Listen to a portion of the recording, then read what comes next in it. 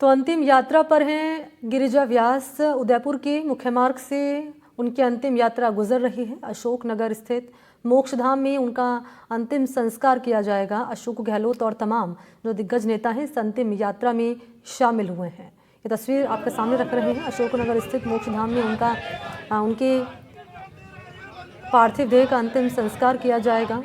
तो अंतिम यात्रा पर है डॉक्टर गिरिजा व्यास। तस्वीरें हम लगातार पहुंचा रहे हैं। संजय इस वक्त मेरे साथ मौजूद हैं। संजय, डॉक्टर गिरिजा व्यास जिनका पार्थिव देह, जिनका अंतिम संस्कार की प्रक्रिया अब थोड़ी देर में शुरू हो जाएगी, और क्या जानकारी है?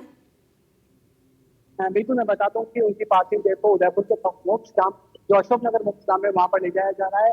और आप देखते हैं कि जिस तरह से लोगों का भीड़ है, जो उनके साथ जो उनके संपर्क में रहते थे, उन लोगों ने लगातार जो आ रहे हैं। इसके साथ साथ मैं बता दूं कि जो गिरिजा व्यास का जो पार्थिव शरीर ले जा रहे हैं, उसके अंदर ना ही कांग्रेस बल्कि भाजपा के भी कुछ जिलाध्यक्ष और एमएलए और सब शामिल हुए हैं। इससे ये साबित होता है कि जो गिरिजा व्यास है, उनकी शख्सियत और उनकी जो पॉपुलरिटी थी और लोगों के बीच में जो उनकी आपसी मेल जोल का जो था, उसके चलते लोग बाग यहाँ पर जो भाजपा सभी लोग इकट्ठे होकर उनकी अंतिम यात्रा में श्रद्धांजलि अर्पित करने जा रहे हैं। जी। और ये निश्चित तौर पर कांग्रेस पार्टी के लिए एक अपूर्णीय क्षति रहेगी संजय व्यास। बिल्कुल, मैं ये बता दूं कि जिस तरह से ये मेवात संवाद के अंदर जो एक छत्र राज था, गिरिजा व्यास जो अपने आप में बहुत ही पॉपुलर नेता थी और जो महिलाओं के लिए उन्होंने काम किया और कांग्रेस के प्रति हमेशा की तरह तत्पर रहकर एक कह सकते हैं कार्यकर्ता की तरह काम करा। इतने बड़े पदों पर रहने के बावजूद भी वो जिस तरह से सौम्य और एकदम लोगों के प्रति एकदम यूं कह सकते हैं कि मिलनसार होते हुए भी लोगों को जो कहते हैं कि उनका सहयोग किसी भी तरह से वो दे सकते थे। जी। बिल्कुल, निश्चित तौर पर। और क्योंकि सभी की आंखें नम हैं, तमाम नेताओं ने दुख व्यक्त किया है उनके निधन की खबर जैसे सामने आई। मैं चाहूँगी उनका बताएं दर्शकों को जो इस वक्त देख रहे हैं एनडीटीवी राजस्थान, क्योंकि डॉक्टर गिरिजा व्यास का जाना कांग्रेस पार्टी के लिए एक अपूर्णीय क्षति है जिसे कभी नहीं भरा जा सकता। कैसा उनका पूरा राजनीतिक सफ़र रहा, कैसे वो शिखर तक पहुँची और कैसे उन्होंने शुरुआत की अपने करियर की? देखिए, एक छोटे से परिवार से आती थी और इनके पिता जो थे वो